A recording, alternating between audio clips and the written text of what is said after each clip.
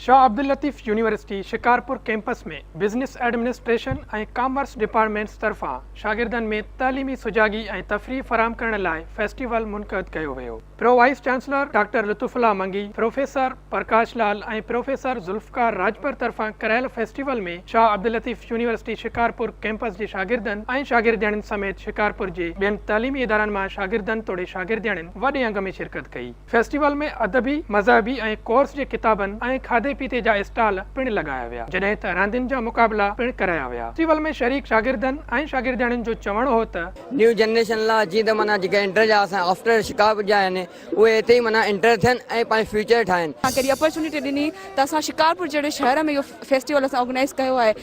असां ऑर्गेनाइज़र जेके आहिनि शिकारपुर जा जेके कैंपस जा स्टूडेंट्स आहिनि उन्हनि जा शुक्रगुज़ार आहियूं जो उन्हनि एतिरी कई आहे महिनत जो उन्हनि खे एतिरो रिज़ल्ट मिलियो आहे। उत्तरी सिंध में हिन अहिड़े इलाइक़े जे अंदरि जंहिंमें तालीम तमामु पोइते पियल आहे, जंहिंमें असांजो जेको हेठां खां मथे आला तालीम जो जेको सिस्टम आहे उहो तमामु पोइते आहे। तमामु घणा स्टूडेंट्स जेके उहे आला तालीम ते नथा पहुची सघनि, तमामु घणनि उन्हनि जे करे मसइलनि जे करे उन में हिन एरा में हिन अहिड़े माहौल में अहिड़े क़िस्म जा प्रोग्राम असांजे माहौल जे लाइ तमामु ख़ुशाइंद आहिनि, तमामु बहितरीनु ॻाल्हि आहिनि जे हिन अहिड़े शहर में असांजो प्रोग्राम थिए थो। असीं शुक्रगुज़ार आहियूं कैंपस जा। मेले में मौजूद मुख़्तलिफ़ इदारनि मां आयल शागिर्दनि ऐं शागिर्दियाणियुनि फेस्टिवल जी रौनक ते ख़ुशी जो इज़हार कंदे चयो त ॾाढो सुठो थो लॻे ऐं अहिड़े क़िस्म जा प्रोग्राम्स थियणु घुरिजनि छो त अवेयरनेस ॾाढी ज़रूरी आहे। ऐं जीअं त असां इंटरनल सिटीज़ सां तालुक़ु रखूं था ऐं सिंधी माण्हू काफ़ी पोइते पइजी विया आहिनि ऐं असांजे शिकारपुर में जीअं त अवेयरनेस त हुई पर उन जे हिसाब सां एतिरी जेको आहे इन्वॉल्वमेंट न हुई माण्हुनि जी, काफ़ी थिंकिंग पोइते पहिले हिन कैंपस खुलण सां ऐं हिते बिज़नेस डिपार्टमेंट जी इंट्रोडक्शन सां इहो थियो त माण्हुनि में अवेयरनेस आई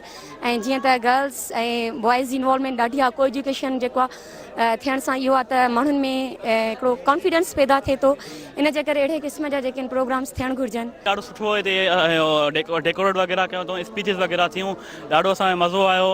ऐं इन खां अलावा को एजुकेशन हुई, असां घणो ई कुझु सिखियो आहे, घणो कुझु गेन कयो आहे। इहे अहिड़ा मेला थींदा रहनि शहर शिकारपुर कैंपस में। फेस्टिवल जो इंतज़ाम संभालींदड़ प्रोफेसरनि जो घुट ऐं ॿूसट वारे माहौल में अहिड़ो प्रोग्राम कराइणु ज़रूरी आहे। फेस्टिवल जो मक़सदु शागिर्दनि खे तफ़रीह फराहम करणु, तालीम तरफ़ अचणु, जदीद तिर्ज़ जी तालीम बाबति आगाही ॾियणु ऐं शिकारपुर कैंपस अंदरि शागिर्दनि जी दाख़िला खे वधाइणु आहे। ही मेलो जेको आहे उहो बिज़नेस एडमिनिस्ट्रेशन ऐं कॉमर्स डिपार्टमेंट जे हिक ॿिए जे कोऑर्डिनेशन सां थींदो आहे।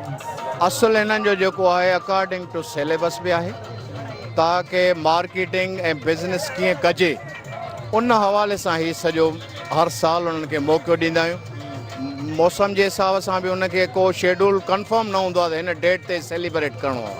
हीउ मेलो इन हिसाब सां लॻायोसि त शिकारपुर में जेको ॿुट ऐं ॿूसट वारो माहौल आहे हुन में माण्हुनि खे घटि में घटि अहिड़ो माहौल ॾिजे जिते हू थोरो इंजॉय करे सघनि। ऐं ॿियो असांजो हिन जा 2-3 मक़सद बि हुया हिन प्रोग्राम कराइण जा। हिकु त प्रोग्राम इहो त असां we want to give the awareness to the people of Shikarpur that the Shikarpur is a developing city and the Shah Abdul Lateef University has tried to establish its own campus at Shikarpur to provide the higher educational facilities to the people of Shikarpur. मेले में शिरकत कंदड़नि जो चवणो हो त अहिड़ा मेला तरजीही बुनियादनि ते कराया वञनि। कैमरामैन रफ़ीक अहमद सुमरो सां गॾु सारंग बपड़, सिंध टीवी न्यूज़, शिकारपुर।